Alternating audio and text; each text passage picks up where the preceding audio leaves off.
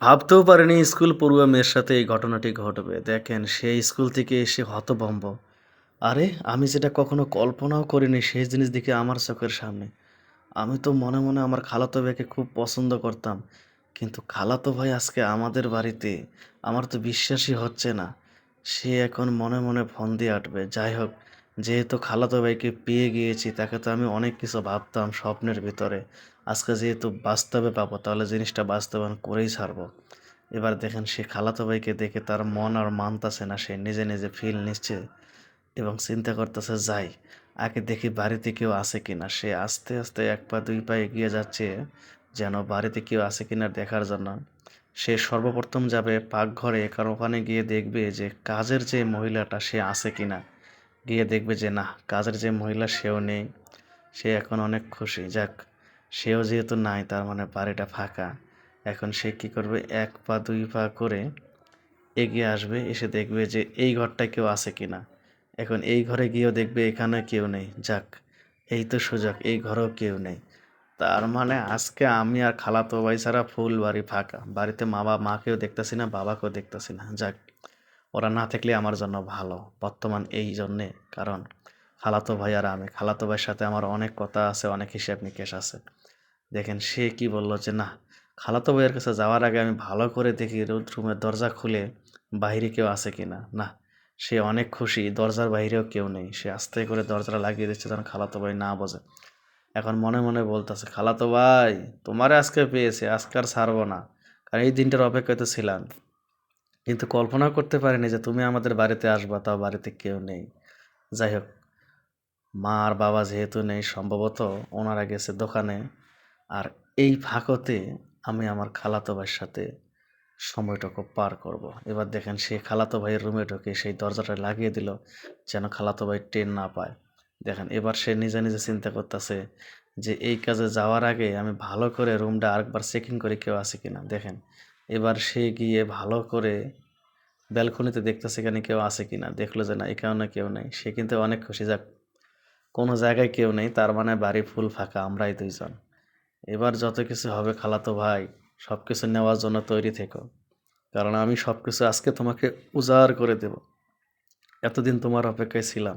কিন্তু কল্পনাও করতে পারিনি যে তুমি আজকে আমাদের বাড়িতে আসবা। তাও তুমি আর আমি ছাড়া কেউ থাকবে না। দেখেন খালাতো ভাইয়ের যে জিনিসটা ওটা তো আমার দেখেই ভালো লাগতেছে। মানে সে মনে, মনে চাচ্ছে যে এইরকম জিনিসই তো আমি খুঁজছিলাম। আর খালাতো ভাই যেভাবে শুয়ে রয়েছে থাক।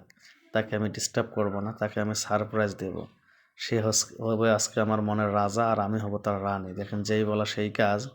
খালাতো ভাই কিন্তু অনেক ঘুমিয়ে রয়েছে। সে আস্তে করে খালাতো ভাইয়ের পাশে গিয়ে বসবে এবং খালাতো ভাইকে দেখে বলবে, খালাতো ভাই এতদিন ধরে তোমাকে স্বপ্নে ভাবতাম, কল্পনায় দেখতাম, কিন্তু আজকে তুমি আমার একদম কাছে।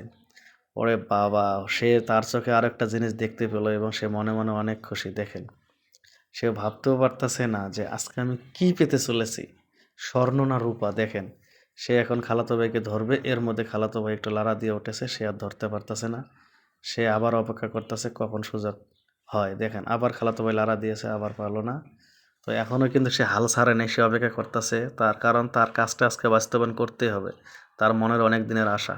দেখেন এবার এই যে ধরতে যাবে, এর মধ্যেই মনে করেন খালাতো ভাই আবার লাড়া দিবে, পারছে না। এবার সে আর সহ্য করবে না, খালাতো ভাইয়ের গায়ের উপর উঠবে। খালাতো ভাই একদম ঝাঁকি দিয়ে ফেলে দিয়ে বলবে, কিরে তুই এই জায়গায় কেন? সে বলতেছে, কেন আমি কি আসতে পারি না? বলতেছে, হ্যাঁ আসতে পারি, সেটা তোদেরই বাড়ি, সমস্যা নেই। কিন্তু তুই আমার গায়ের উপরে কেন? সে বলতেছে, খালাতো ভাই খালি গায়ের উপর না, এখন তো অনেক কিছু হবে। তখন খালাতো ভাই বলছে, "এই তোর কি মাথা ঠিক আছে? আমি এখন বুঝতে পারতাছি।" তখন সে বলতেছে, খালাতো ভাই আমার মাথা সম্পূর্ণ ঠিক আছে, তুমি যেটা বুঝতে পারছো ওইটাই। কারণ আমি তোমাকে কল্পনায় স্বপ্নে অনেকবার দেখেছি, কিন্তু বাস্তবে কোনোদিন পারিনি ধরতে, পারিনি ছুঁইতে। কিন্তু আজকে সেই দিনটা, তুমি আর না কইরো না, দেখো আমার ভিতরে কি নেই, আমার ভিতরে সব কিছুই আছে।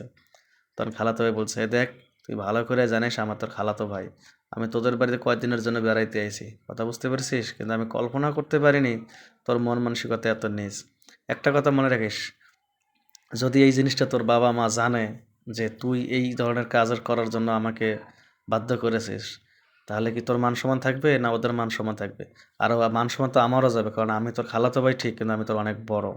তুই যে কাজটা করতে চাচ্ছিস আমার ভাবতেও কষ্ট হচ্ছে, তুই আমার খালাতো বোন। শোন, তুই বেশি কথা না বলে এখান থেকে চলে যা। যা বলছি সে আর যাচ্ছে না, তখন ঝাড়ি মারছে, যা। তখন ছেলেটা কী করে, তাকে পাঠিয়ে দিয়ে সে শুধু এখানেই বসে থাকে না, একদম ঘরের দরজা খুলে তার খালাতো বোনকে ঘরের বাইরে বাইর করে দেবে। এটাই বুঝতে পারলাম যে আসলে অনেক ছেলেরা আছে তাদের ভিতরে কোনো খারাপ মন মানসিকতা থাকে না। দেখেন, এখন ছেলেটা ঘরের দরজা লাগিয়ে দিয়ে শিওর হবে যেন সে আর প্রবেশ করতে না পারে যতক্ষণ তার খালা খালু বাড়ির ভিতরে না আসে। তো এইদিকে মেয়েটা হয়তো সে অনেক বুঝতে পারছে যে এটা আসলে করা ঠিক না, কারণ তার আমানত বিয়ের পরে স্বামীকে দেবে, এটা হচ্ছে সবচেয়ে বড় কথা। তো যদি ভিডিওটা ভালো লাগে অবশ্যই শেয়ার দেবেন।